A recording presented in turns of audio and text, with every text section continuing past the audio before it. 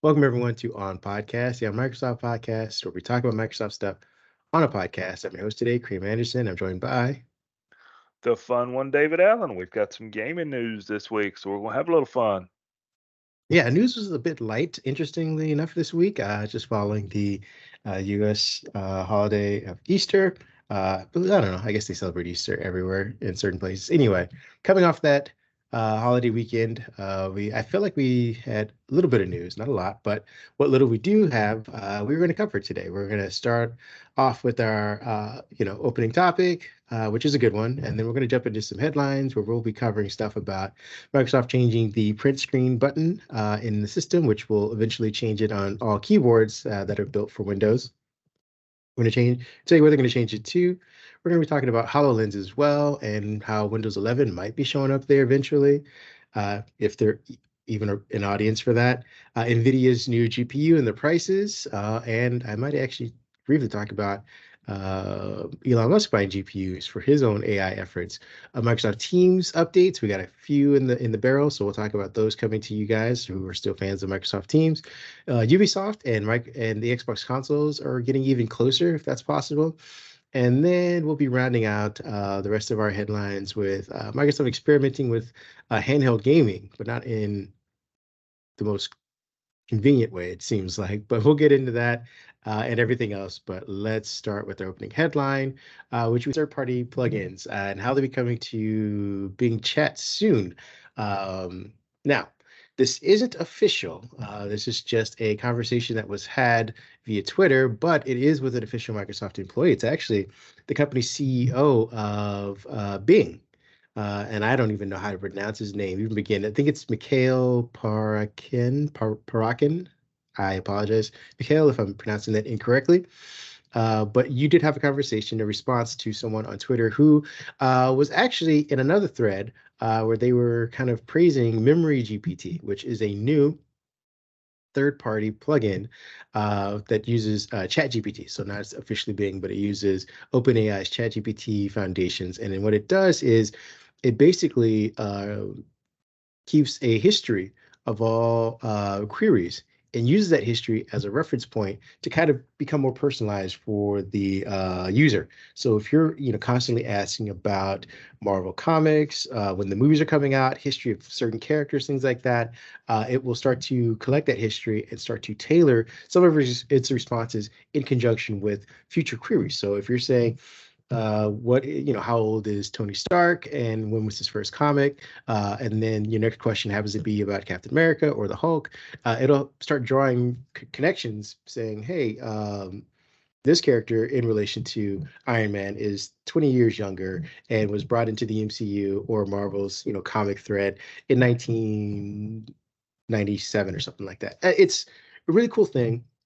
But as you can imagine, people want this in a much broader product like Bing Chat. So I believe I forget who the individual was who brought this to Mikhail's attention, but again, we have the tweet thread on our post about it. If you want to go follow it, they were asking, will there be something along this lines coming to Bing Chat? And I believe the official response was stay tuned. So, and we do know that they are working on expanding Bing Chat support of these things because they know that OpenAI, which again is the basic AI neural engine that runs everything, is getting requests from everybody too. So, as a business sense, it only makes sense for Microsoft to basically allow OpenAI to bring in all the support for these plugins and then work them into their own system so that you could have specialized chat options for all kinds of things that come with Bing Chat. So, again, you could have a history version, you could have just a specified art version, you could have a specified speech version, which does language translations, and maybe you just want a French one to all your French queries or whatnot, or the French language. You just want something more focused than just typing in random queries. What are your thoughts on this? This is just the crack of the door that is getting ready to blow wide open. When we start seeing plugins for this, and I've already seen some in action, and I've already worked with a few on the development side myself. This API is very easy to work with. It's very easy to manipulate, and Microsoft and OpenAI are doing the right things to make this where Anybody I expect with any day now will be able to pick this up, run with it, integrate it into their software. If you remember, we saw something this week about SwiftKey. That is the keyboard app that Microsoft owns. They put a Bing chat key in SwiftKey to where you can access it a little better on your mobile phone. And you may have a headline or something mentioning that later here in the show. But this is just think of what you mentioned there as your history in your browser, your cookies. Right now everything is sitting on your PC. Your browser references it when needed. So now think of your Bing chats. They're sitting there. Okay, now they're being collated and used in a similar way of your browsing history and cookies, mind of where you've been, what you've done, and what we can tell about you to make accessing your information a little easier. And it will supposedly, I'm sure, get smarter as things go on. But I think this is just we've cracked the door. The ocean is getting ready to flood through here in the very near future of what we can do with the API and people making their own software with it. Yeah, I see this as a twofold approach for Microsoft. One, it will give them a head start on their competition. I know that Google is Hmm. crafting their own in-house one, and which means that they will probably take a bit more time to incorporate a lot of features. Now, again, I'm not saying that they won't do them, more polished or more cohesively. We know Apple to do something like that. But this will be turning OpenAI's ChatGPT into essentially the Windows of AI chat bots. Essentially, like you can plug in your stuff into Bing Chat, which would serve as Windows, and just kind of get all of the work that's been done for Bing Chat and all of the polish and all of the brand recognition from Bing Chat, but all the functionality of your own specified app, and the user gets that as well. The second thing that will be happening is that this is sort of it could be a safeguard for anti-competitiveness that could be launched uh, for OpenAI or Bing Chat. Because what you're basically doing is open sourcing all of the functionality of this, and you're creating a marketplace essentially for third-party people to kind of plug into your own thing. So when the regulators come in saying, "Hey, we feel like you are squashing competition, uh, you are, sucking up all the air in the market or the sector," they can point to saying, "Hey, we have all of these third-party plugins into our system. Like if you yank us, you yank all of these smaller businesses that are kind of tying into this, and what we kind of leech off of essentially. And it'll be much harder to kind of extract that. Again, I don't know how far they're going to go into, essentially creating their own versions of these and then, shutting them down. I know businesses do that. I'm not naive to that, but at least on the front of it, the front end of this, you can say as a business, look, we don't have to come up with the memory version for our own Bing chat. We'll just allow this plugin to do it. We don't have to come up with a visualizer version of it. We don't have to come up with a one that surfaces actual historical history, like world history and things like that. We don't have to build all these things. We'll just let people plug into our thing, and then say that, hey, we are open to everybody, and let them do all the work. Let them run with it. Yeah, you can have some great experiences. Now, admittedly, because they're not, built by one company, they could break. They could not be as cohesive. They could look visually different, and the UIs are all over the place. But it's, like I said, it's Windows. Like you get used to it. Well, that's kind of the way an API works anyway. An API is just a foundation for a developer to run with it. They make their own interfaces and whatnot. And like you said, some break, some don't. I will throw this out there for our developer friends that happen to watch our podcast. I have seen it in action in I'm not going to give the name, in a very popular web page builder, for example, where the API has already been made and interfaced with to where you can be developing a website and you can simply ask the chatbot to make changes to the website right there within inside the builder. You type in what you want and you tell it to do it, give it about 15 seconds, and you literally watch your web page change before your eyes. And, you know, that's just one of the coolest things I've ever seen. And the thing is, I got to play with it for about an hour. It was well over 95% accurate in most day-to-day tasks that a web developer is going to use. And you could watch it generate code in one window, and then you could watch it change your website visually in the other window. And that was just, for me, that was cool. And that's just the start of what we're going to see. Yeah, and again, as we mentioned at the top, this isn't official. He said stay tuned, and there haven't been any roadmaps that I've been able to find on the internet from Microsoft regarding any kind of functionality, features, or updates, or fixes, anything like that sort of thing for Bing Chat. So this is just hopeful optimism with a grain of reality with him saying that it stay tuned. It only makes business sense for us. It makes user sense, practical sense for developers. So, we expect this kind of thing, to happen maybe next year or, sometime the following year, but it is upon the horizon for developers to get their hands into the whole pot of this Bing Chat GPT stuff. With that being said, let's jump into our headlines for the week. Do you want to start us off with our first one? I can start us off, providing Loop still left from there. Thank you, Loop. All right, folks.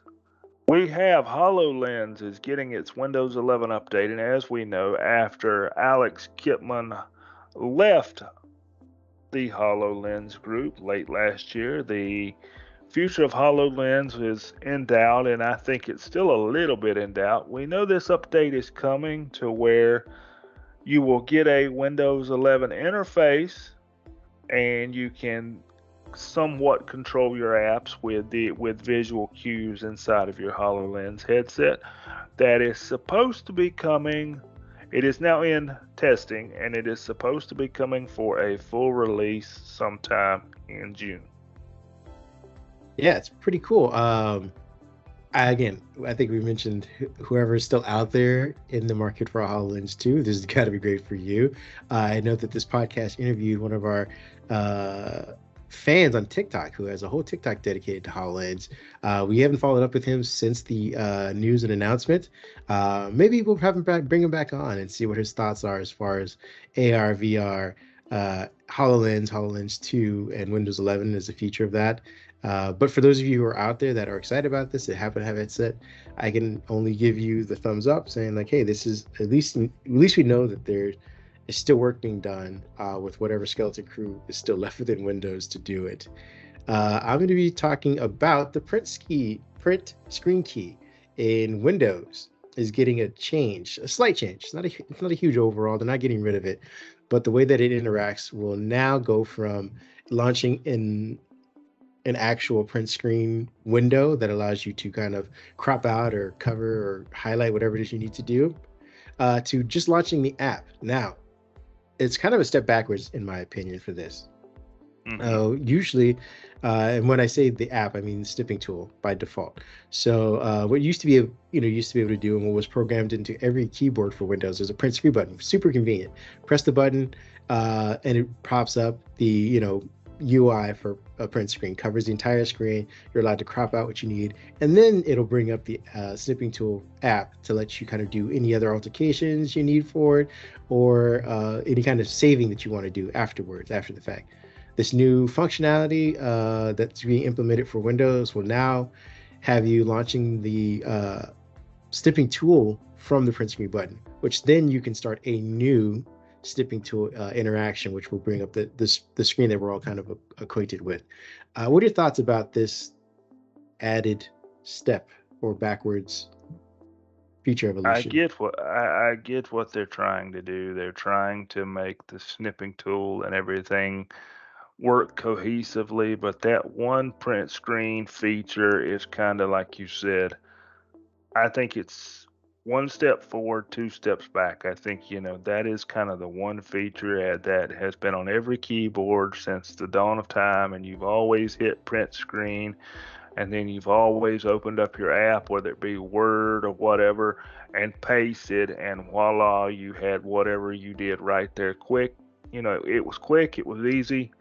Now, I will say that my new keyboard made by Logitech does have a snipping tool button on it, that Windows automatically programmed when I plugged in the keyboard. So, maybe that's the direction they're headed, but I don't know about this changing the whole print screen. You're going back 30 years easily. I mean, I remember doing print screen in Windows 3.1. If I'm going to tell how old I am, you could do it in Windows 3.1 using the clipboard.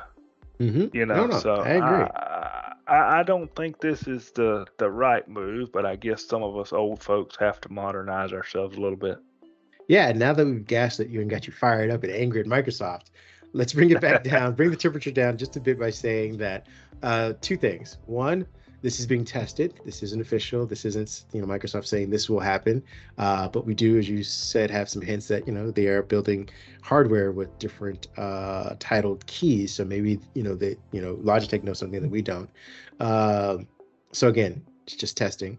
And two, this is Microsoft. So it gives you 5,000 different ways to kind of play with the settings. And fortunately, you can actually go back to the old settings where you can just have pressing print screen button brings up the snipping action altogether. The print screen with the ability to crop without having to open up the app itself. If you're like me and you already have that set in place, this won't change it.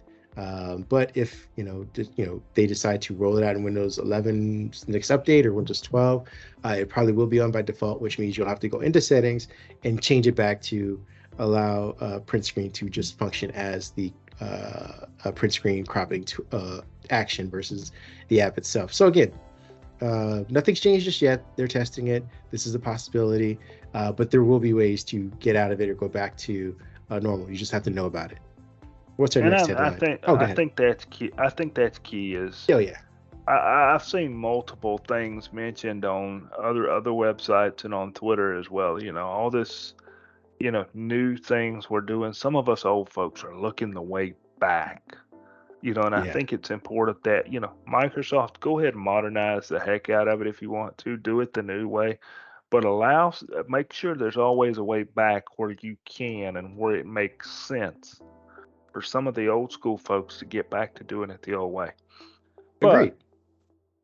But let me jump into our next headline here. We've got, let's do a little graphics card fun. We have NVIDIA is launching the RTX 4070 on the 13th, which was yesterday, and they're doing that for $599. So I guess we're not going to see crazy GPU prices, and maybe things are returning somewhat back to normal. But now there's a little bit of controversy over the 4070 because for those that don't follow, NVIDIA launched the 4080 and the 4090 first. Now, as we know, those are significantly priced higher. That the 4070 is supposed to be the current 3060 replacement. And, people kind of ask, well, where does the 4060 go? And, that's a whole other discussion for another day. But NVIDIA is saying, look, the 4070 is more in line to be the 3060 replacement. And fans are saying, hey, there's not a big enough gap between the 30 series and the 40 series. Now, we do have new AI in the 40 series and an update to DLSS3 to use AI to better help you upscale your games as you're playing. So, for example, if your hardware is capable of a 1080 game, you may be able to use DLSS3 and some of the new AI involved. Yes, that term AI is back to upscale to say 1440p, and you're doing this on the fly. So if you're playing, let's say, Call of Duty, for example, and you're not in a firefight, you may not see DLSS doing all that much, but if you get in a firefight to where your system needs more resources, DLSS will kick in and try to help you upscale your experience to kind of take away from the fact that you're needing more resources. That's awesome. I would say run and get them now because yes. I don't know. I think this story was written about 2 days ago. And I Yes. believe within the last 48 hours, Elon Musk has ordered around 10,000 GPUs to power Twitter's new AI project. So who knows how that could affect the prices going over this weekend and into next week and going forward. And And again, who we don't knows know. what he's going to do with them is the next thing. Yeah, I don't know what the stock is like or what they're going to be doing. I'm just saying at this price, they're relatively or they're reasonably priced for now. Yeah, But they he are. is running a project. Ironically, he had asked the entire community of AI developers and things like that to take a pause. And I wonder if he knew that he wanted to take a pause, knowing he was going to buy 10,000 of them to start his own AI project for Twitter. Regardless, go out there and get it. It sounds like it's a pretty good replacement with a lot of new features. I don't know how the cooling is going to work for these in new boxes. I haven't heard anything about it just yet, but I'm sure there's stuff out on the internet if you guys want to check that kind of stuff out. I'm going to be moving on to some Teams updates. The first one being Teams will be getting an improved search experience in chat and channels soon. According to Microsoft's 365 roadmap, Microsoft is working towards launching an improved search experience in Teams. Microsoft highlights that the new search experience will allow users to search in a specific chat or channel and reach relevant results faster. The results will appear in the right handrail so you can stay in the flow of your work. So it looks like they'll be opening up a new pane while you're in your chat. So you'll have like maybe a dual screen so that you can continue going through, you can stay up to date with the chat while also looking at, references that people might be saying or making throughout that conversation. Enhancements like highlighted keywords will make it easier for users to scan the results. So I think they're bringing the the find function essentially, where you can highlight that kind of stuff as well into the search part. The features tag 12.25.50. It's in the Microsoft roadmap and expect to start rolling out to users in June. In related news, Microsoft has also announced that it's announced a set of usability improvements coming to Together mode and Teams. I don't know what those usability accessibility features are, but you can go to our site, and I'm sure we've read up on that.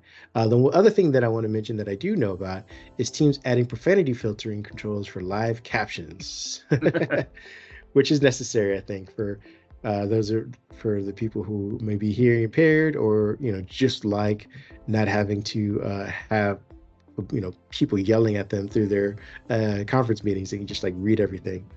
Uh, Luckily, with the newly introduced profanity filtering and live captions in Teams meeting, users can control the type of text or words that feature in the live captions of their Teams meetings. According to Microsoft, with the newly introduced toggle for turning on or off profanity filters as live captions in Teams meetings, you are now able to control whether you want to continue to leverage the profanity filtering capability provided out of the box, or if you prefer to see every word as they are spoken. So, again, I don't know who's having profane laden business conversations, but if you have a boss who happens to be very upset with the quarterly results and uses some colorful language, you'll be able to toggle exactly which words this boss may use quite frequently and shut them down, or toggle it all off together. And maybe, I don't know if they do like a funny like symbols instead, or if it's just a blank space, but you'll have access to that. And I think in order to access this feature, you have to go to settings, then go into more settings, go into caption and transcription, and then slide the filter profane words and meetings toggle off or on. So those are some cool, fun new consumer-facing features coming to Teams that you guys might like to hear about. What do you think? That that's a place that, to be honest, man, I'm gonna have to say I hadn't thought about censoring profanity in conversations, and but I guess if Microsoft is implementing it, then there's definitely a need for it. They have obviously seen enough feedback to say, hey, this is something we need to look into, and then the question also becomes, somebody out there is going to ask, what does Microsoft consider profanity or inappropriate? So that's something else to consider. Is That this is a group of is this a filter that they're going to have and they're going to control, or do the team administrators have access to the filters? Do the end users have access? So, you know, look at it in a fun way, guys. Next time your boss, like Kareem said, is upset with the quarterly results, just kind of watch the screen. It will take care of itself. Yeah, yeah. To your point, I'm hoping that people who like to use it or will engage with it will also be engaging with the feedback community because, to your point, there may be things that many of us don't consider profanity, but others do, and would like to have an option to filter that out. So you have to let them know. Again, we might be saying four-letter words, and there might be things that are, a little more nuanced that you would like to have in there. So reach out to the feedback team and let them know. What else you got for us?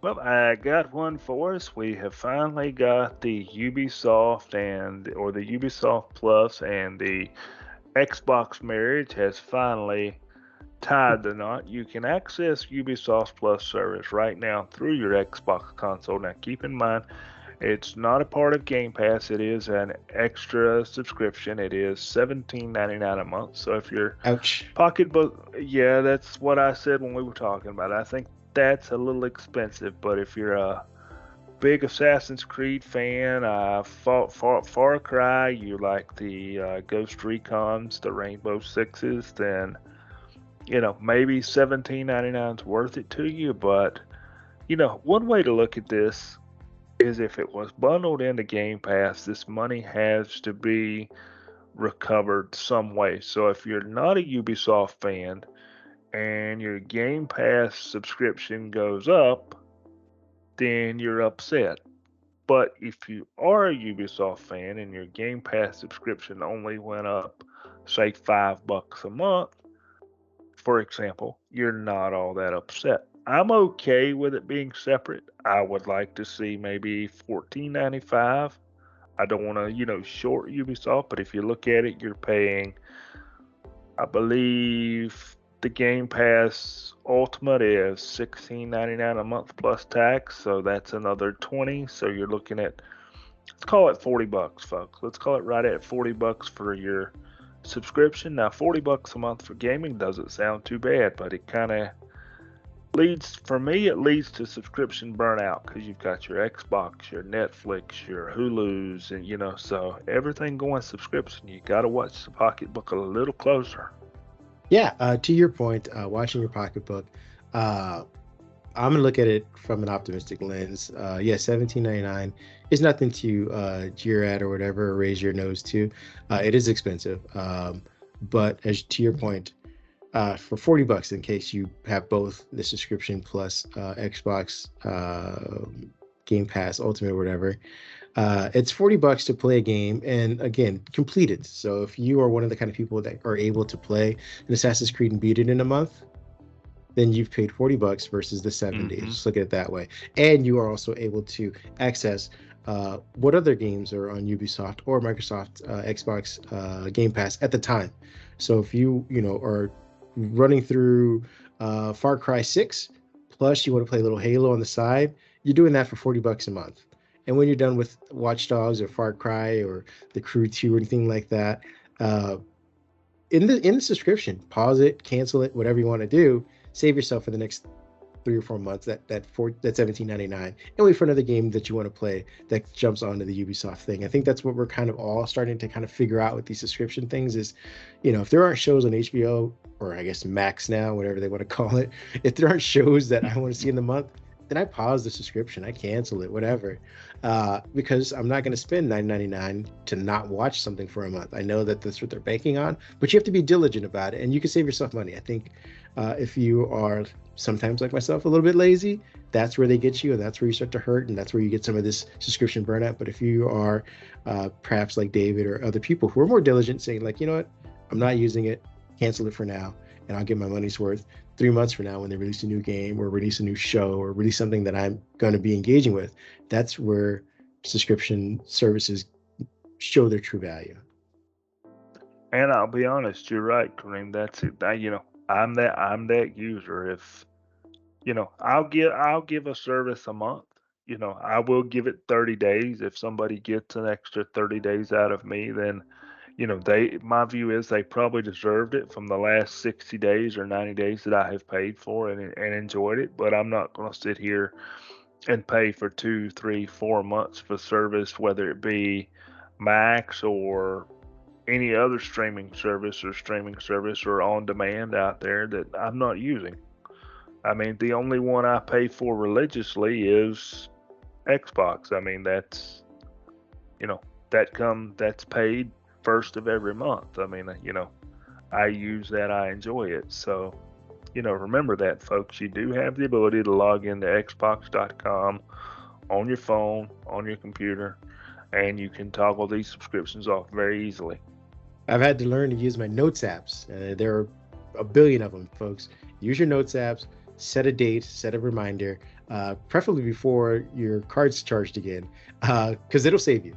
I used to go and just subscribe and think I know the update or when it's coming in through, and then next thing I know, I get a text message saying, "Oh, thanks for your money," and I'm like, "Whoa, whoa, whoa! I was going to cancel you 2 months ago. I totally forgot." So notes apps are your friend in the streaming age.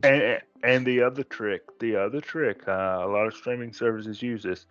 If your bill is due on the 14th, a lot of times they will charge, and I'm going to say this loosely, they will show that they charge the card on the 14th and the payment goes through at 12:01 on the 15th. I have fallen victim to that with a few places. So make sure you back your subscription up a couple days and make sure you're doing your checks, or you may end up giving them that extra month not intending to. I'm sure Microsoft hates us for that kind of info, at least for Xbox. With that being said, we're getting in our last headline, and this is more gaming. We have a gaming-filled podcast today. Hopefully, you guys enjoy it. Microsoft is experimenting with Windows 11 on handheld gaming, not just Xbox, surprisingly enough. And instead of doing what we all thought they would do, is bring Xbox UI over to handheld gaming, they're bringing in full Windows. And I believe that's because things like the NVIDIA Shield and the Asus, whatever that thing is What called, is, yeah, ROG the something. It's white in ROG color is all I know. Legacy, yeah, that thing. They use full-on operating systems. So Microsoft's experimenting, or at least a hacker. This isn't official Microsoft. A hacker within Microsoft has considered developing the handheld version for Windows 11. There's a video about it. We have it in our write-up. You can find the video on Twitter. I believe you can go. The user that we usually get our stuff from is H0X0D. So you can follow that on Twitter if you want to. And he'll have the video for it. I believe it's about 3.5 minutes long and explains what the Windows handheld mode is, which is basically a tablet optimized version of Windows 11 on the screen, but you're able to control it with the same pointer system that is used in Xbox. So it's just easier to kind of scroll across menus at the bottom, menus around the side, because some of these handhelds have touch, but most of the time you're holding it with the directional pad and AB buttons, or X, whatever the letter buttons are labeled, to kind of navigate your selections and things like that. You're not using a mouse, which is what Microsoft, I believe, Windows is originally intended for. We see the other thing is that it's using a modified version of Windows 11, which is akin to what we saw for the leaks for Windows 12. So whoever this hacker is within Windows, the Windows development team, is testing it with what we believe will be the future of Windows 12. And what it is basically there's a search bar at the top of the screen that's embedded. Looks like the search bar that's in the taskbar. They just took it out and put it at the top of the screen for to always have at the desktop. The edges of the sides of the taskbar have been reduced, so it kind of floats similar to the dock, I believe, in Mac OS. So those are just some of the changes that we expect to see with whatever version of Windows 12 comes out, I believe, the end of next year. But what are your thoughts on putting Windows 11 on a Steam Deck, which again, I believe uses a version of Windows which isn't very optimized? I think we're headed in that way, because I was watching just last night on some YouTube channels, looking at some of the less known name brands and even unknown name brands and home brews of these things. And I actually saw one that was running a version of Windows that had a USB-C cable plugged in, and the person was using it as a dock for their PC and just had it plugged in and was using it as a PC. So, before we go all the way down the gaming road as to why Microsoft should or shouldn't create the Xbox hands, the handheld, and kind of ties into the video we saw this week when Phil Spencer was announcing that Xbox Game Pass was coming to 40 more countries. The keystone that has been behind him, the little white box that's been behind him in a few of these videos, people had said, well, maybe the streaming box is coming. Maybe this, maybe they're coming out with the Xbox streaming box for cloud gaming. I don't think the streaming box is coming. They have partnered with various TV makers and they're integrating the software in the right ways. I'm not sure that a handheld isn't coming. They are keeping tabs on what the Steam Deck is doing. There's the Logitech G Cloud out there. There is the Razer, I don't know the name, I call it the Razer 5G, that has access to cloud gaming. So, I'm on the fence. There's another popular podcaster that says heck no to this. I kind of get it. But at the same time, I think there's also a market for the folks that just want to pick it up and play. And, they don't want the phone. They don't want any other third party. They just want to pick it up and play. I think of the old Nintendo Game Boy, the Sony PSP. Maybe we're seeing a modern, something coming back. Yeah, I think that, again, I would hope to, this is going to be trenching some old stuff from Microsoft, but I want them to make a Windows 8 version for gaming, essentially, if that makes any sense. Because I see where you're going with that. I think their branding, like you said, people just want to pick it up and play for the most part. And then there are people who use the NVIDIA Shield and know all the tweaks behind a Windows setting, and to get to squeeze the most juice out of their performance, things like that. But there are many who just want the form factor, and I believe that this would be the best way that Microsoft can do their branding of Xbox versus Windows on handheld. Because if it crashes or anything like that, they're going to blame Windows, and Windows associated with Microsoft. It just becomes a big mess. But if it's gaming, it should be Xbox, and I believe that the front end should be whatever version of the UI that Xbox has. I think people should be able to do that. If they're going to have the tiles that have the PC version of the games or the console set version of the games, it should just be easy to navigate up, down, left, right. That's all you need to be able to do with this. And if you want to get into the settings, you can flip over, you can find the setting that brings up the desktop that is Windows 12 that's been pared down and optimized for touch, but allows you to go in and put in the F-Sync and all these other things that you need to in order to get your game, or get the settings for streaming if you want that way. But the front end should be Xbox, and I believe that should be the first thing people see. And then that the optimized version of Windows 12 is just icing on the cake for anybody who needs to dig deeper into the settings, if that makes sense. It does, and something that you touched on there, I would kind of add to it. It needs to be something that when something goes wrong, just like the old handhelds were even 10 years ago, the user simply flips the switch, turns it off, turns it back on, it starts over. There is no, hey, the operating system did this, we need you to do this. Sure, like you said, we want that option there for people like you and I to go squeeze the orange, get the rest of the juice out. But it needs to be turned, hey, it went wrong, or hey, my game froze up, or my Wi-Fi went down, which locked the machine up. Turn it off, turn it on, resume your experience. Don't make it difficult. Microsoft, if you're gonna do it, if you're thinking about it, now I don't think you put this in there for Windows 12 just for people to look at. I think you're thinking about it. So if you're gonna do it, make it simple.